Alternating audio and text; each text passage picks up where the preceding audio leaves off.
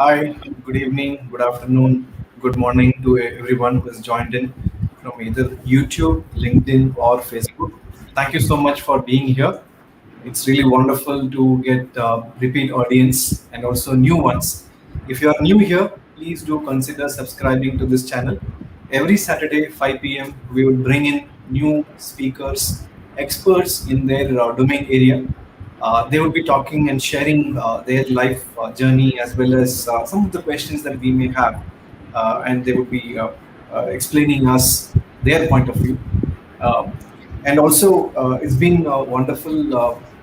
Nearly a month being on my own, I get to talk to many industry experts on what do they think about this pandemic and how things are evolving. And one message I get commonly from all of them is let us take one day at a time. So I think that's the mantra, not looking too far ahead or jumping ourselves, ahead of the curve. We just take one day at a time. As we climb the ladder, we focus on the step that we are on and the immediate next step. We don't think about the topmost rung of the ladder while we are climbing. So same thing here. With that message, also I wanted to tell you that today's guest is someone who I know very well.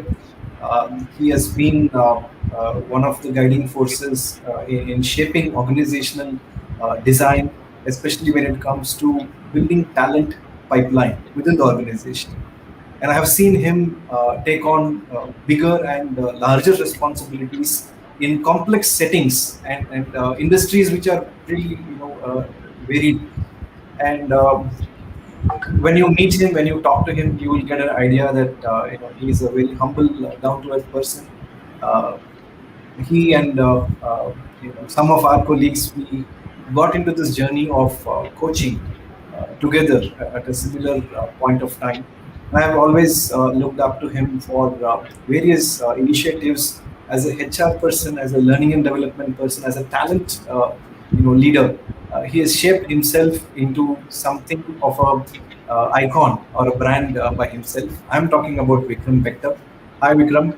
Thank you so much for agreeing to be here. Thank you so much, Bhaskar. It's such a pleasure to be on this platform. And hi, everyone. Good to be here. Yes, and Vikram, today as we speak, I think the world is dealing with various aspects of efficiency and inefficiency.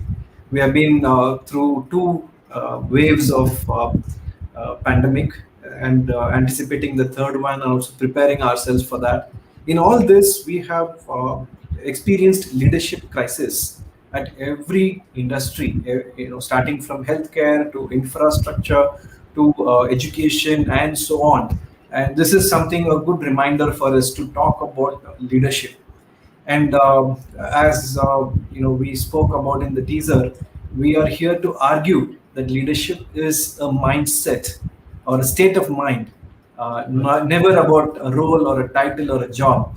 It's not something that people at the top are supposed to do. Everyone in the organization could demonstrate, build, cultivate, and improve their leadership mindset. So that's why we are here. There are a lot of questions which came in when we announced this topic. Some of the questions are very basic. Maybe after a short intro from your end, in terms of uh, where are you right now in your journey, and a short speech or self intro about yourself to our audience, Sure. please. Thank you. Sure. No, thank you, Bhaskar. And hello, everyone from all the platforms here Facebook, LinkedIn, YouTube. It's such a pleasure and an honor to be here and share thoughts. As a as a pilgrim, in progress. Some of us may be a couple of steps ahead, some of us may be a couple of steps behind, but we are all in this together. And the first thing I want to say, why I believe we could even end the call right away, is because I think each one of us has been a leader in an individual right. I can tell you, I'd like to start on a celebratory note, a note of celebration for the leadership demonstrated by each and every one of you, and each of everyone who has, whether he or she has survived the COVID or has battled a lot. A year and a half ago, or maybe 2 years ago, when COVID struck, it was thought of as a thing that may or may not happen to us. But I can tell you, the truth is that in the last wave, none of us has been spared. None of us, our families have been spared. We've all had issues and challenges, and the way all of us, all of you, have risen to really beat COVID, or at least rise to the occasion, whether it was to fight the disease as you were affected, or your friends and family were affected, or looking at hospitalization. I can tell you, we can actually close this seminar here. It's well, Bhaskar, on the note, because if it had not been for the leadership of everybody on the call, and they had all waited for somebody else, the government, the hospital, the organization, or someone else, we wouldn't be here attending this seminar. So I think, to that extent, as they say, in geometry, QED, the proof of the pudding is that all individuals, they rose to the occasion. They fought for themselves, they fought for the families, they fought for the near and dear ones, the community, and that's why we are here. They are here, victorious to whatever stages. And I want to also really first congratulate you, salute you for being a leader, displayed individual leadership, and coming this far, because that proves the point that everybody is a leader. And as far as I'm concerned, my personal journey, I think for the last 30 odd years, I've been practicing some aspects of leadership. I can't say that I've mastered everything. There are a few things which are still, puzzles, riddles. One is trying to master some habits, but overall, I'm very lucky to be in human resources, where I get to not only understand myself but also get to help and coach others. So that's where I am. About 30 years of trying to transform HR, trying to transform organization culture, and trying to transform the way we shape employee experiences, or experiences for employees in HR, or the way HR is trying to partner to create better business results. So those are the things that I'm most excited about. Personally, I must say that I'm on a journey again. I was also a credential coach, and I was sharing with Bhaskar that after many years, my CHRO duties took over, and I think somewhere I lost my credentials, so I have to renew them. I used to be an ACC certified coach, so that's where I am on my journey, Bhaskar. Thank you, Vikram. On that note, let's start our conversation. And I would also take the role of someone who is a sparring partner for you, and challenge at times, and we'll evolve this into a meaningful journey and experience for all the audience. The first and basic question which came up was, how do you distinguish leader and leadership? Right. Your thoughts, please. I think, yeah, I think to me, leadership certainly is a state of mind. And like I said, first of all, I have a belief that everyone is a leader. I have told you that all of you are leaders, irrespective of your level, designation, grade, caste, color, creed, because that's how you become a leader, you adopted leadership practices to become a leader, and that's why we are thriving and surviving. So to me, uh, the spirit, the competencies are what leadership is all about. There are certain behaviors, which is how you, and mindsets, which is how you learn leadership. And anybody who displays those mindsets and behaviors is a leader.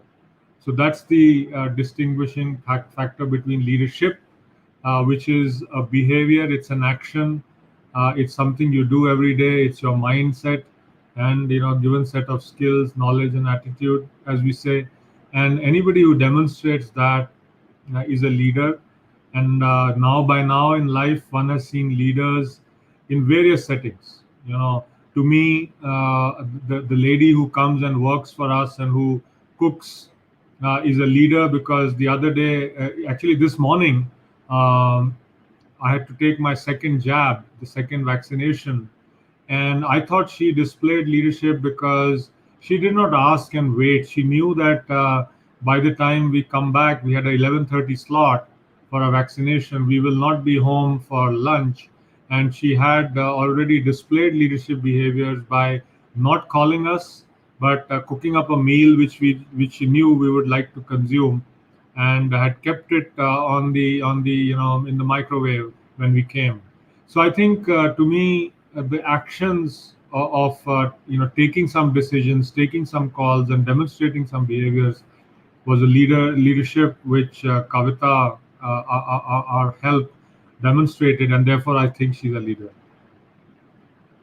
Yeah, absolutely. And in fact, many of us have come across this situation where people want to be designated as a leader.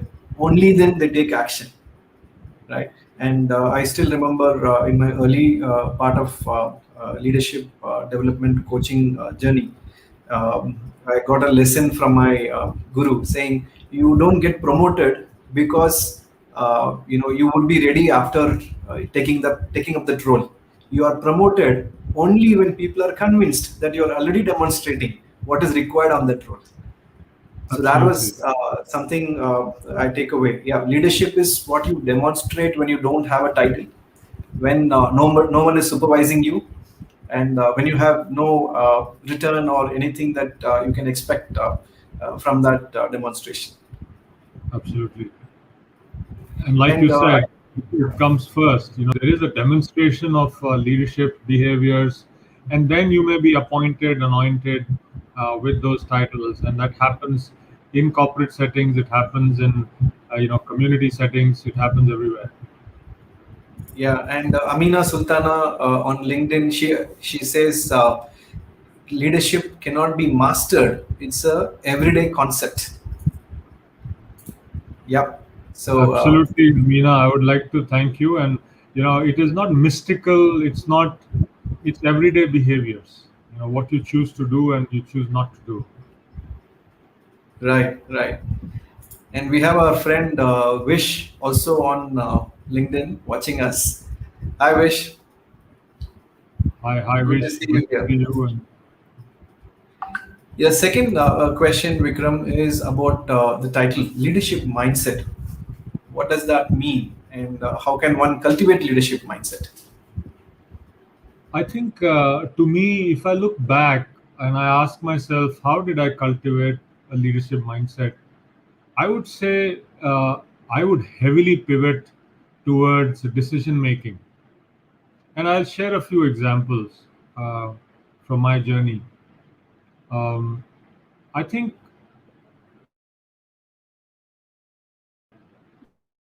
and then to me, that is leadership. How do you take decisions as one aspect of leadership is something which I firmly believe in, because when you decide to take calls, then you become comfortable with the act of taking decisions and not waiting for someone to give you decisions. And to me, what was leadership? For example, I've done taken some very bad calls in my life, and equally I've taken some good calls. But now I've begun to uh, be confident about my judgment, and therefore I've started to take more decisions. And to me, it is a mindset. Very early on, in school, there was a call to be taken whether I should pursue medicine or engineering. And for somebody who grew up in a family where of engineers, I am a black sheep in my family, in the sense I'm only the only non-engineer in my family. My uncle, my father, my cousin, my younger brother, all surrounded by engineers. The person staying to the left of us, the person to the right. We were staying in a kind of a colony. So the very act of not being one, I thought, was my first lesson in leadership. That I didn't know what I would do, but I was certainly sure what I didn't want to do. So I think as you start honing your decision making skills, and of course, at that moment, I do remember worrying a little bit about, okay, I've said no to engineering, so now what will I do? Uh, and the answer was not very clear. But I think as you move forward, and similarly, no to medicine, and taking that stream, and HR, and an MBA in HR, etc. But those are not very clear thoughts. But the fact that I was honing my skills at decision making, smaller decisions, they were not huge, earth-shattering, multi-million-dollar decisions. But imagine, as a 16-year-old, I would say the act of decision making, and that's what I've always followed, even with my children. As they were shaping up, I started thinking, what small decisions can I empower them to take, and therefore will they then develop that gut for decision making, right or wrong? And honestly, I must admit, uh, at this moment, it's hardly about 6 on 10 decisions which go right, 4 go wrong, or 5 go wrong. But the fact that I'm comfortable, so this is one mantra at least I've followed on developing a leadership mindset, is to take calls, take decisions. Earlier they were small $1 decisions, then they started becoming multi-million-dollar decisions, and then they started becoming from one decision a year to 10 decisions a month. So that has been my one of my mantras on developing a leadership mindset, is to be comfortable in my skin, and owning taking those decisions, and then owning the consequence of it. Many times they were bad consequences, but that's my mantra. Yeah. So thanks, Vikram. In fact, what comes to my mind is the iceberg model, where the actions and behaviors are seen at the top of the iceberg, tip of the iceberg, and most part of the mindset is all submerged under the water. And when we talk about leadership mindset, what comes to my mind is habits of our thinking, the way we continue to think. So, morning I was talking to my dad, and this metaphor came in of a Tarzan, right? So, how does Tarzan move from one end of the forest to the other end? By holding on to the vines and branches which are forward looking, and he Right. had to let go of the vines which he had already kind of Lost. yeah, crossed. So if he keeps holding on to the past, he wouldn't be able to move forward. So that metaphor was really inspiring for me. That's how I see leadership mindset. We have habits of thinking. We need to be aware of what kind of habitual thinking we do. Is it by default we are moving on, or is it by design? I'm creating certain mindsets which are productive for that situation, right? Right. So even one of our audience agree with that. VS Ravi, he says competency determines leadership. He doesn't agree with that. Leaders are Great leaders are made. In the age of pandemic, VUCA and Black Swan is a demonstration of habits, not behavior. I think it aligns with our discussion on why we are saying leadership is a state of mind, not just habits or action. And when we talk about Twin Tower crisis in US, where the terrorist attack happened, uh, at that time, the person who showed mettle and showed leadership in a different situation could not demonstrate that, right? So it's all situation and the kind of mindset with which we approach that makes a lot of difference, and one can cultivate. That's the hope. That's the good news. If it is inborn, it's very difficult for us to even be on this platform. We would be thinking that it is only one way of doing things. I think you're right. I think also to Ravi's comment, if the impression was created that it's only behaviors, now that's not the intention. We were just discovering one aspect of behaviors. However, we're talking about mindsets, and I do completely agree that leadership, can is learned. That's why some of us are in this business. If leadership was unable, if it was something which was innate, then I think many of us may not be needed, including coaches, HR professionals, CHROs, etc. So we are indeed there because people, these are learnable skills. And I think I was going through a lot of research, and you'll find that 40% of even mindsets, they say, are even genetic. So you are born with certain mindsets, but the rest, the good news is learnable. So you may be born in a family where people are either X personality type or a certain way in the society, but then you can learn, and that's the message out there. And the example I took was one personal example of how I have learned leadership. It is not the only example. There are maybe 1,000 other mindsets to be cultivated. But I think since we are talking about how can we cultivate that mindset, I think it's also to be aware. For me, personally, the mindset to be honed is also about hope. So for me, how can at the back of my mind, imagination, hope, inspiration is something that I've tried to understand and cultivate. And the reason that happens is, when you are a person who's in a small city, non-describable city, I think to me, the hope, the inspiration, the mindset came through books. So you're reading books, you are, trying to cultivate a desire to do higher things. And I was born in a small city in the northern Indian state of Punjab, but I think through reading, one is able to inculcate a mindset of discovery. For me, my biggest mindset generating habit was actually following National Geographic.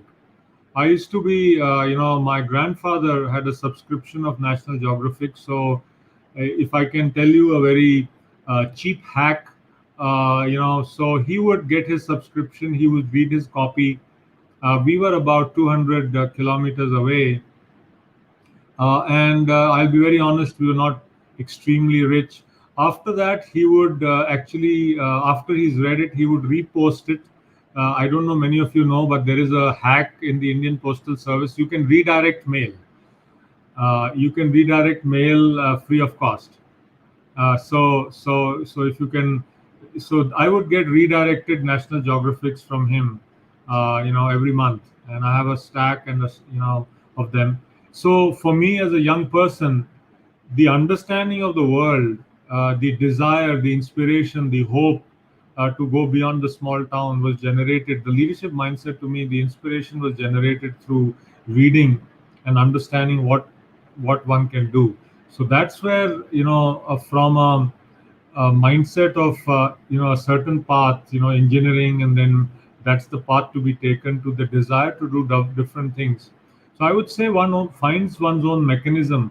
But if I go back to school, I remember this was one mechanism of cultivating a mindset to be a leader, a mindset to think beyond, and a mindset to, and over time then I'd hone them. There are other mindsets that you start to develop as you come into college, and then you become a professional in your early years. So the level of the type of mindset kept changing. So let me fast forward it, to a new mindset. So I was the chief learning officer at Tata Motors, and I thought this is it. I've arrived in life, and one doesn't need to look any further. And then you develop. I thought I developed a new edge or a new mindset to say, why not? I mean, if I can be the chief learning officer, why shouldn't I try looking at being a CHRO, which is other forms of learning, as you described, or other jobs. So that's when one started studying again, understanding what does it take to be a CHRO, raising your hand for a few assignments outside of learning and talent management, and gradually discovered that because you had raised your hand, because you wanted to learn, some opportunities started to come your way. I'm also a firm believer in the universe conspiring. When you put your idea out there, and you started getting assignments, then of course you work hard to make sure those assignments are a success. So I remember, from learning, employee engagement, recruitment, all these other projects and assignments and jobs started getting added to my profile. And I realized that it was coming from a mindset of abundance, mindset of wanting to do more, and therefore putting in a lot of effort to learn and execute. Yeah, in fact, those personal experiences shape our future habits of thinking. What was not possible before becomes a reframing situation, and we, change the way we look at things. I still remember Vish, who is on online watching us now. He taught me NLP techniques, the basics, where reframing is one of the ways I was, kind of becoming aware and more clarifying and, demystifying my thought process. Two examples I would give you, Vikram, here. One is in terms of neuro leadership or brain based science, where latest scanning techniques and development in science of looking at our brain from different aspects uh, gave us this concept of neuroplasticity. So one can definitely cultivate leadership mindset. That's a good news. And also it says neurons that wire together, sorry, neurons that fire together wire together. Right together. That means when I keep doing certain things over and over again deliberately, as against by design, I develop new habits. So leadership mindset is one such. I don't have to Absolutely. wait for a title or a position to come to me. I can start demonstrating leadership mindset by working on my behaviors and action. You mentioned about your CHRO experience. I would like to share. When I was elected for a global ICF board, I was the youngest person at the time, and I had this burden of representing India and, talking about state of coaching in India and how I can contribute to lift it up and so on. First jolt came to me when I was told you are now representing global coaching community, especially all the coaches out there. Do not talk about your own country. I said, what? Yes, it is part of our orientation kit.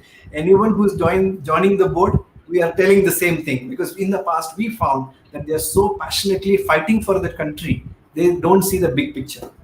That was a big shift in my mindset. The second jolt came to me in that role is, oh, I have got a seat at the table. Now I'm done. That's again a big jolt. Oh, having got the seat at the table, you have to raise your voice and speak up, talk, controversial issues, vote for things which you believe in, Right. vote against for things which you don't believe in. Unless until you speak up, you are not a leader there. And I may not be the chair of the board, I may be a board member, but definitely I have a voice. So that mindset really shifted my behavior and action. And I had a counsel, I had few mentors who guided me on that path. And my experience is once I became open to mentoring, mentors just appeared, right? As the Absolutely. saying goes, in a student is ready, teacher appears. It's Same thing yes. happened in my case. And a Wonderful. few of the existing leaders at that time took me under their wings. They taught me how to speak in such board meetings, what to say, how to push your agenda. Uh, Obviously, politics is there everywhere, and it's not a negative term. How to navigate politics, how to handle dinner conversations, because we get to meet only 4 times a year. Rest of the time we are online and moving things through virtual forum. And how do I raise my voice in a virtual forum? All of these were amazing insights, and believe me, all this is happening in a voluntary setting. Right. No one is getting paid, right? It's a Absolutely. board full of volunteers. So yeah, leadership mindset is something very powerful and very much required. And I do remember, Bhaskar, how proud we were of your representing both India, the coaches, to that forum. Indeed, I think you may have been the only global, Indian on that global ICF board there. So, wishing and hoping the that more people were to follow.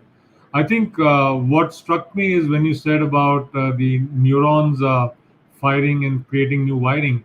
Another thing I wanted to remind everyone and remind you, Bhaskar, we will work together on that. Is from David Rock's philosophy of trying to it's easier to add a wire, create new wiring than to remove old wiring.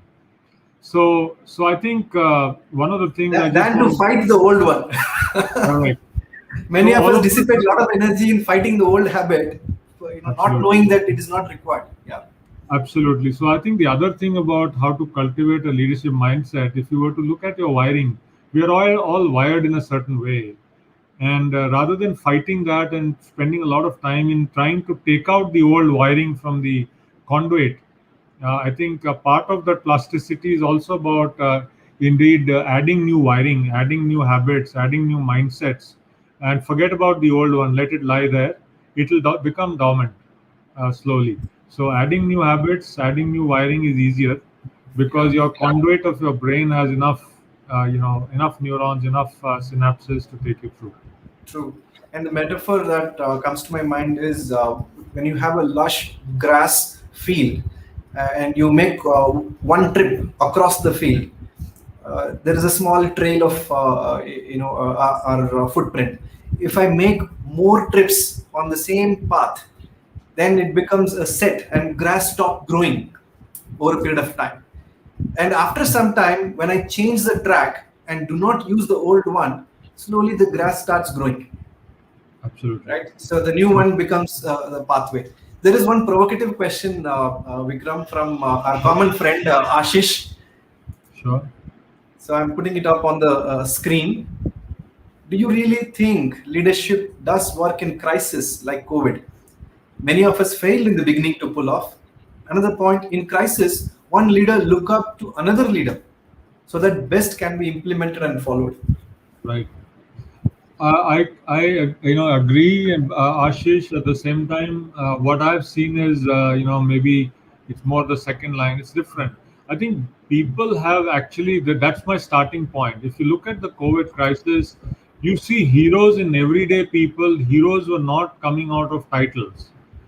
These women in our office, in your office, in every ecosystem, they did not lead because they had a title. They led because they were passionate about doing something.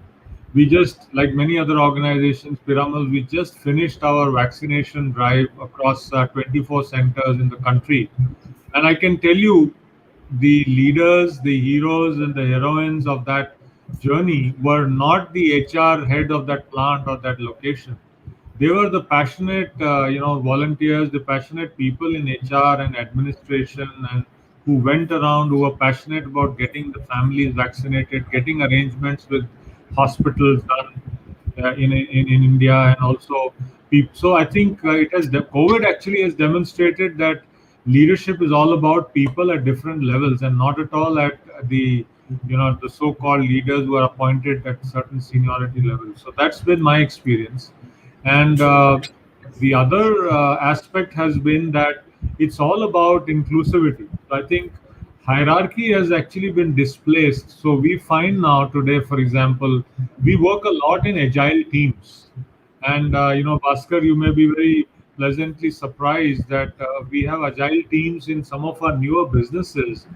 For example, in our financial services business, where we are trying to acquire a big company, and these agile teams are again headed by people who are not necessarily functional leaders. They are leading because of their competence. They are leading because they are subject matter experts, and many of them are the junior most members in the team. And they are empowered and therefore leading and going ahead and forging, creating new results for us. So to us, and I think that's the future of working. That's the future where you will have agile teams coming together for a short period of time, for a short burst, whether it is fighting COVID or creating a vaccination program or creating a new software code or going and integrating a new M&A business entity, come together, be empowered, take calls, and then disband and do something else. That's what's happening. That's the excitement, at least in our part of the world.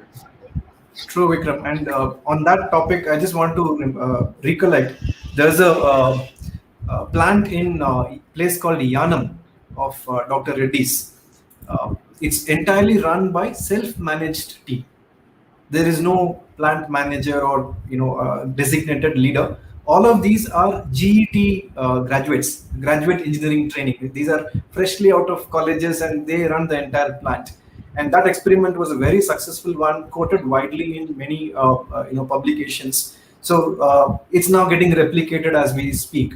So it's not about just the traditional hierarchy based model. Even teams of teams is now reality, right? Correct. So morning, I start with operations team as a team member.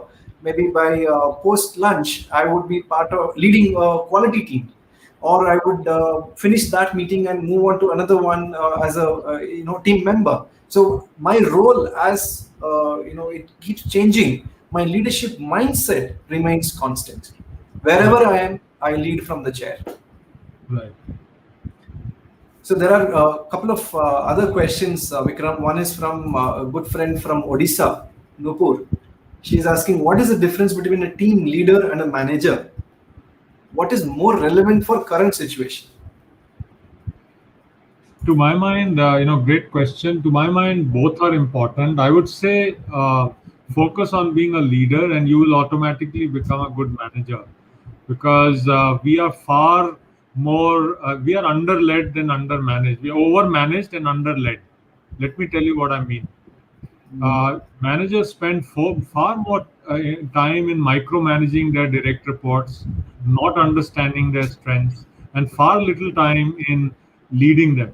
So, therefore, I would rather request you to flip the whole thesis of your leadership.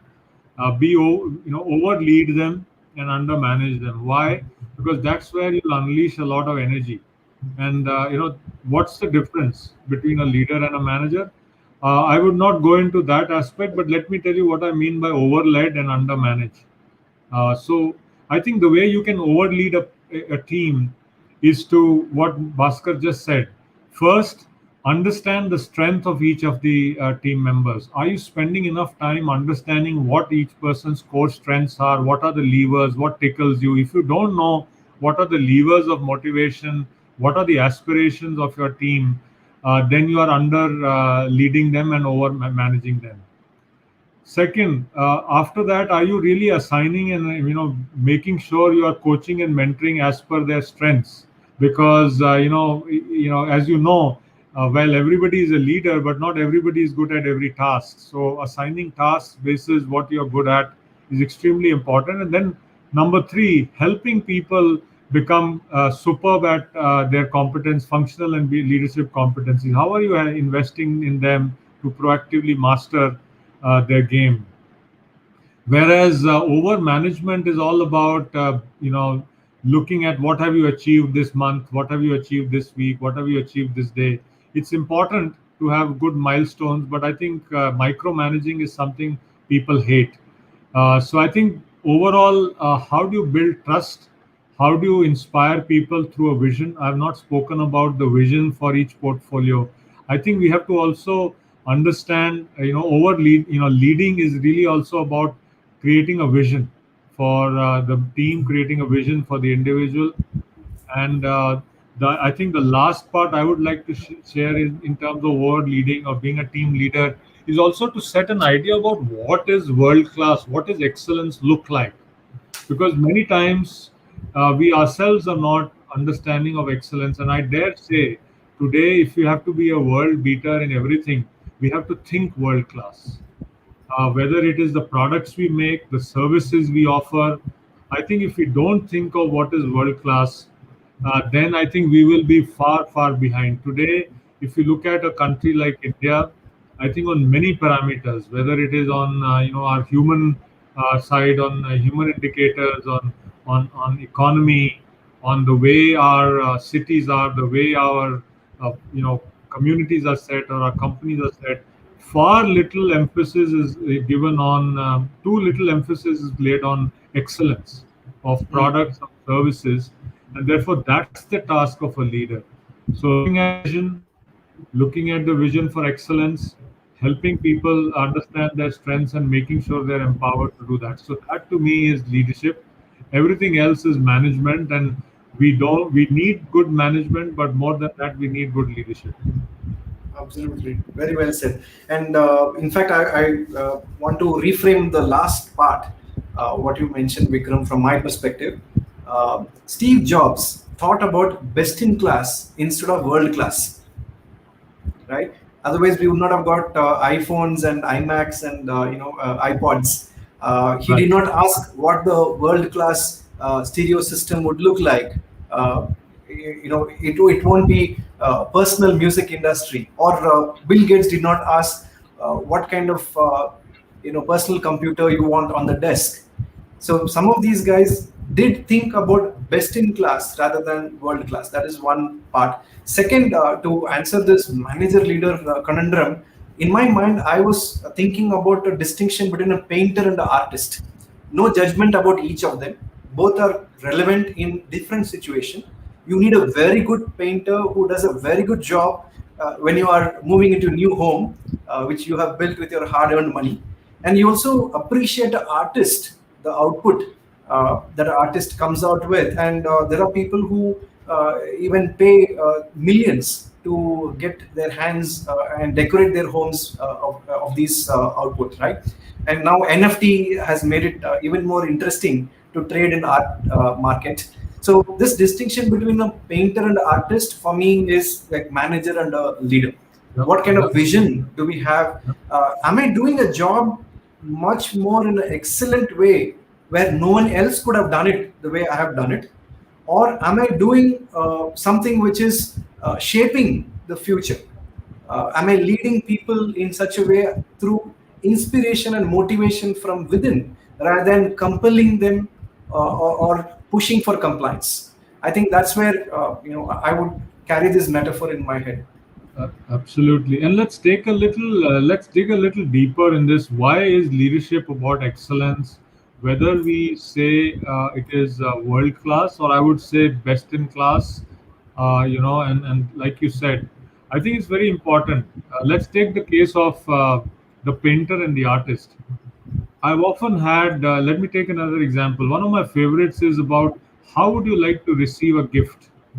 There are people, so I have a person in our office, his name is Vishnuji. Vishnu helps us in a lot of office work, and his special thing is, I believe he's a leader, and I believe he's an artist, because you give him a simple act of saying, Vishnu, we are having a leadership session now, and I want to give a gift to a speaker. A simple act of what gift should we give to a speaker is his job. So imagine, he will first go and do a research. He will ask many people, what are the current books? Vishnu is not well read, but he has the mindset to ask people on my team to say, what are the new books? So we will look at those books. Then the way he will pack them, he will pack them. There will be a neat little bow on top. It will be packed in the best available wrapper. It will be inside a bag, which is branded by the company. So I think he's an artist. He's not a painter, and True. he's a leader because he's understood what is world class. When you're packing a gift, it has to be the best, with the best quality paper, the best book inside, the best way it is represented. So to me, that is excellence. That here's a leader who knows he's not just packaging it in any brown paper. He's looking for the right paper. He's looking for the right bag. He's looking for the right way to present it. It just not be a book. So here's the mindset of excellence which we are looking at in leaders, and it may sit at any level.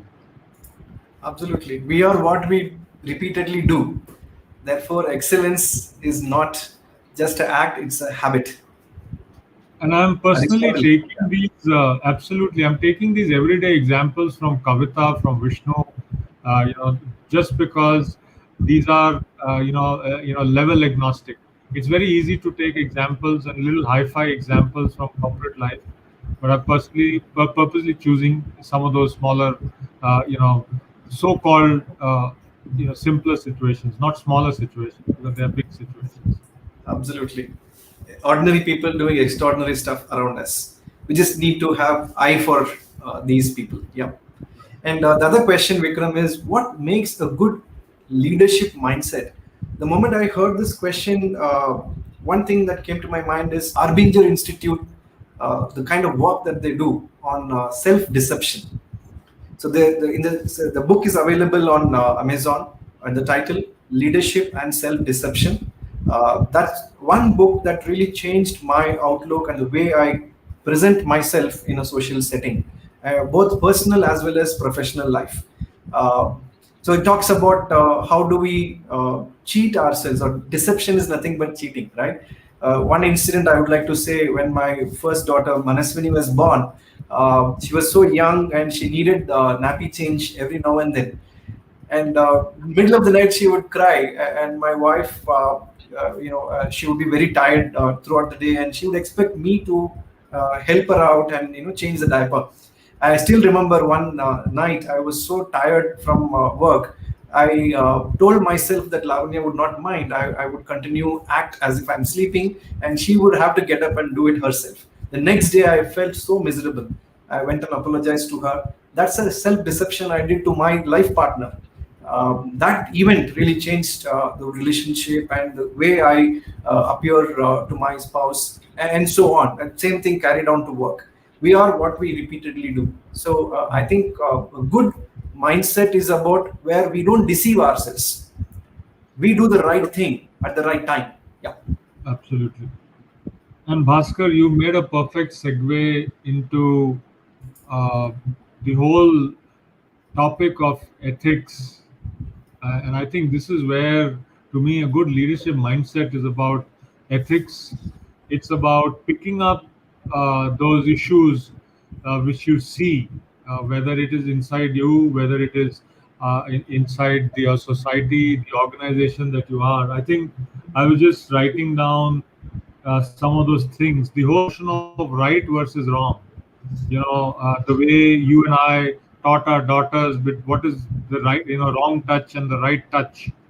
If we could teach that to our daughters and our sons about the right touch and the wrong touch, how and when are we inculcating the sense of the right and the wrong in our leadership? To me, that's a good mindset. And oftentimes, it's very easy sometimes to just look the other way when there are ethical practices.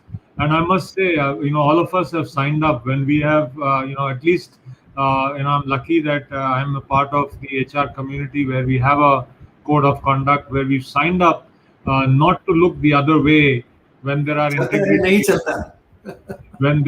integrity चलता. issues.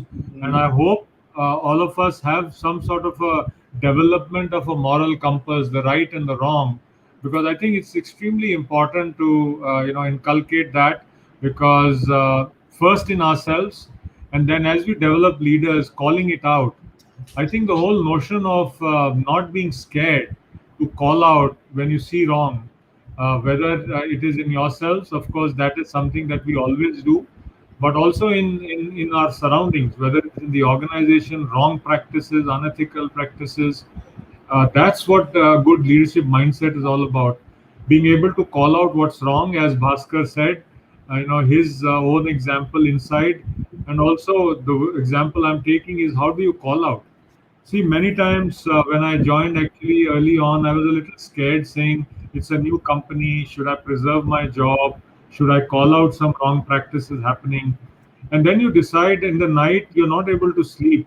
The same thing you said. Next day morning, you go back. I've gone back to say, no, I'm going to call out some of the wrong practices. It also meant sometimes dealing with some very powerful people and politics. There is honestly a bit of you are scared initially. But then, as you call out those behaviors, you become powerful. You develop a mindset that no, I'm not going to, really side with the wrong, because silence is means collusion. Yeah. So when you're silent means you're colluding with the negative forces, you're colluding with unethical practices.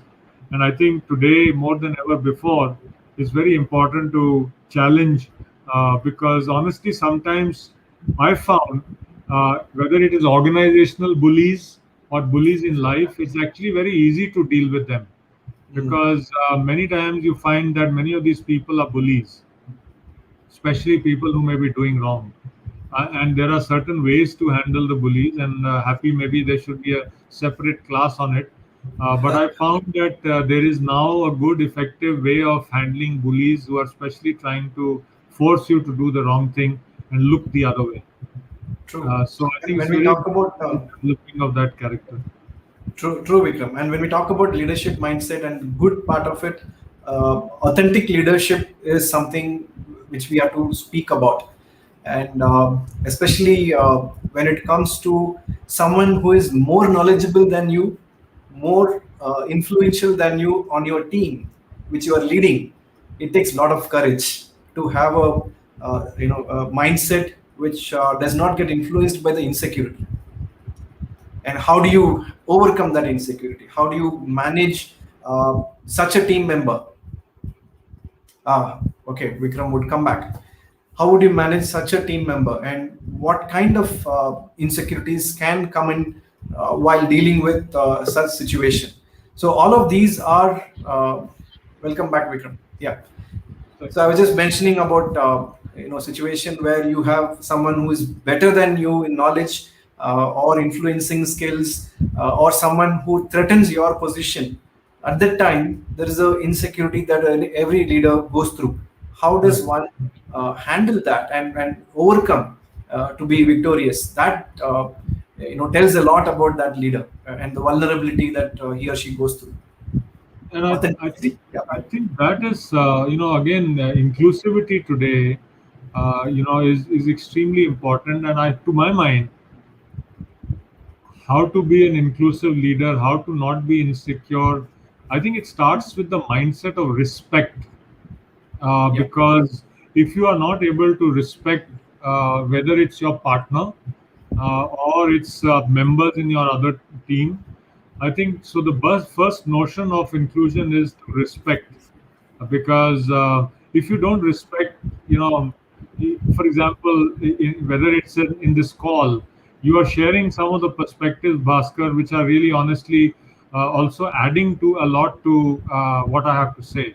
And I want to respectfully say that they are really creating a lot of extra for the in this session.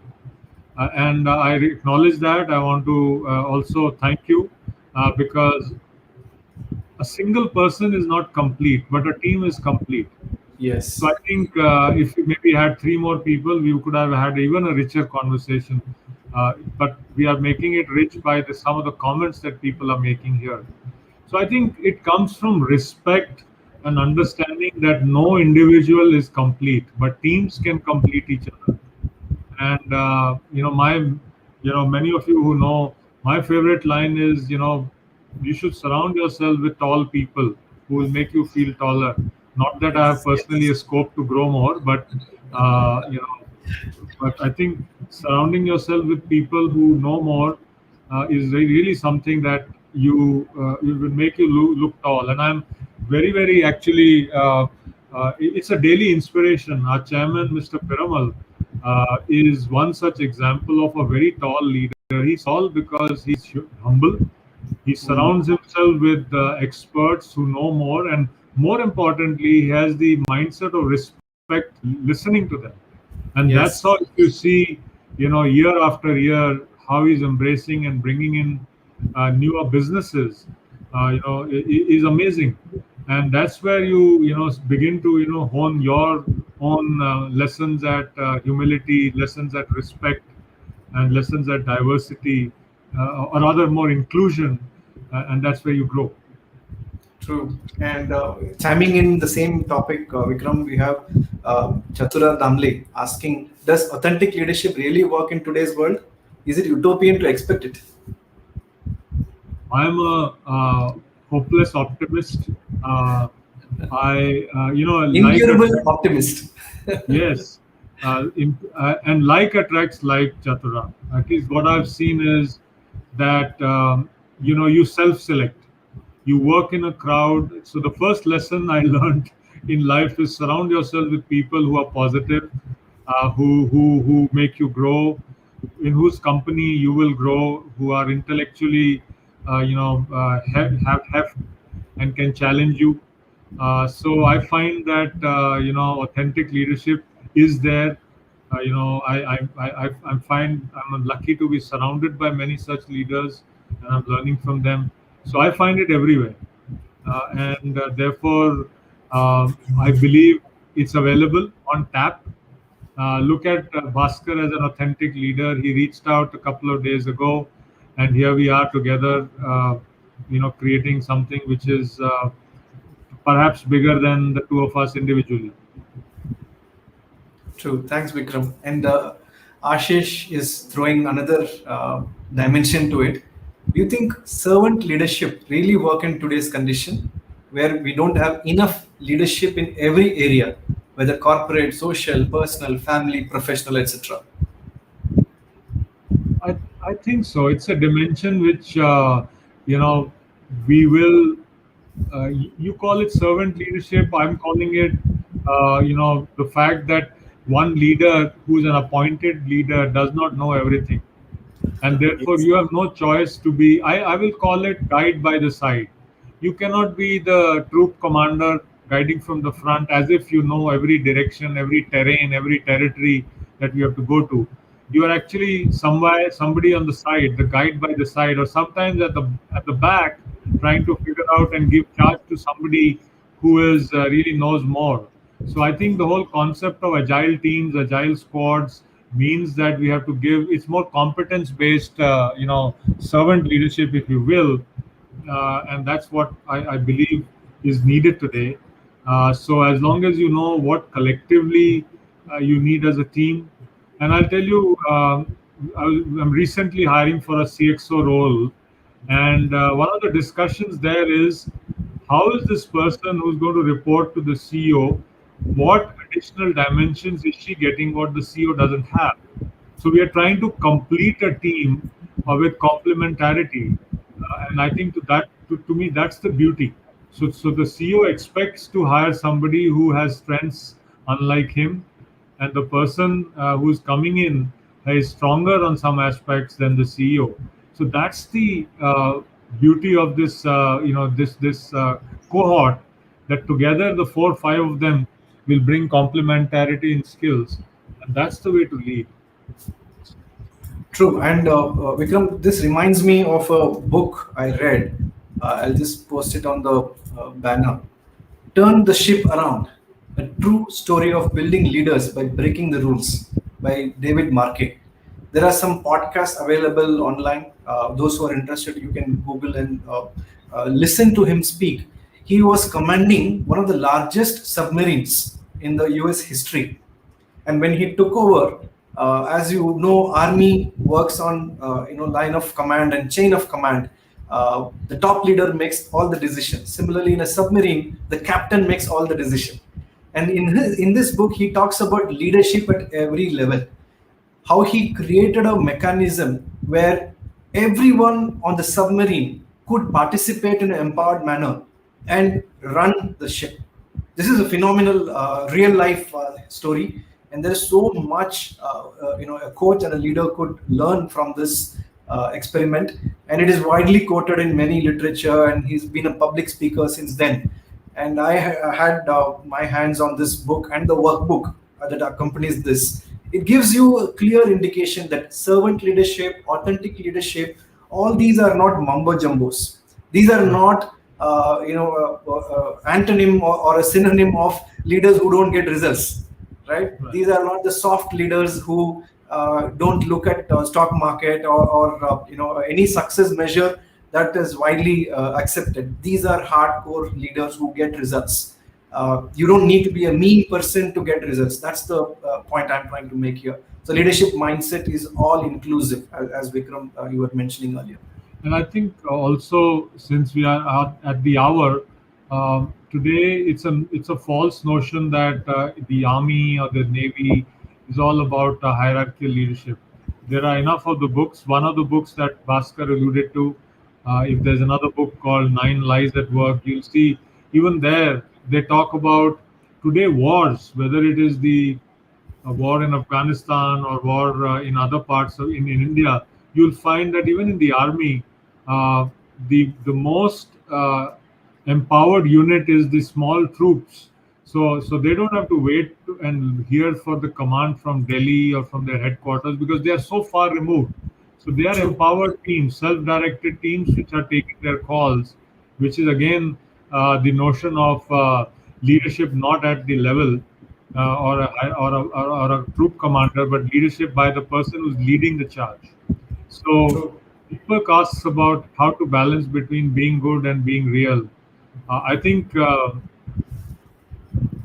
my mind, I can't see that they are two different things. I would just say be yourself. I think it's about being authentic, being yourself. The world will see you. I'm not saying that one should be obnoxious, but I think be open to feedback. Be yourself. Be open to feedback, and if you are a good listener, good people, friends will tell you what you are, bad at, and hopefully then you will course correct. So, True. so I think A that's what I would closer say. home example, Vikram, would be this 26/11 attack, and how a bunch of hotel staff safeguarded, every customer in the premise. And there's a movie out there as well. Well-known actor, Bollywood actor Anupam Kher has acted in the chef role. It's a must-watch. You could get to be the insider, and where the action happens. Some of this is a bit exaggerated, but yeah, it drives home a point. If they had been waiting for some leader to come from outside and tell them what to do, lot of lives would have been lost. And before even NSG could come, they had made plans in such a way that many of the customers were saved, and they had a safe passage out of the premise, even at the cost of losing some of their own team members. So that's I think, Bhaskar, the challenge is it shouldn't need a COVID crisis or a 26/11 crisis to bring out the fact that everyone is a leader. So I'm just absolutely. coming back to how I started. Everybody is a leader. Now I think you need to hone that, display that in normal times, so that you truly can connect with your true nature. That's where I'm coming back to biology, to nature. Everyone is a leader. Every bee is a leader. She decides how much honey she's going to get. She doesn't look at the other bee to decide how much honey should she collect. So I think I certainly want to end with a quote that each flower blooms to its best potential. It doesn't look at the other flower to say I should bloom less or I should bloom more, because it is in your nature to be a leader. Very well said. Thank you, Vikram. Thank you so much. And thank you, wonderful audience, for all your comments and questions. It made it very, very enriching conversation. And also for all those who have joined new to this channel, please do subscribe to get further notification. And whenever we go live with experts like Vikram, you will be the first one to know. And another request for all of you is, while we are in this together, the storm, we are all in our own ships, right? That's something, a powerful metaphor I carry in my head. Not all of us are in the same ship and experiencing this entire storm. So the way our family is, sailing through this is to be more closer together, finding out history, finding out, what is needed, and how we can support each other, and so on. In our experiment, we came up with a podcast called B Shots. It's a family show where both the kids have learned the art of scripting, coming out with recording, and editing, and then publishing. So it's a wonderful way to connect with the family.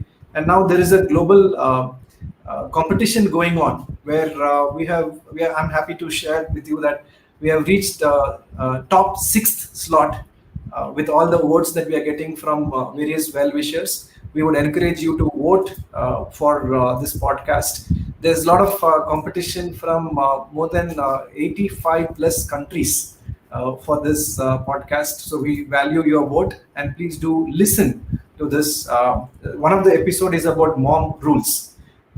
Kids have come up with the entire script by themselves, and they are talking about how their mom is an inspiration for them.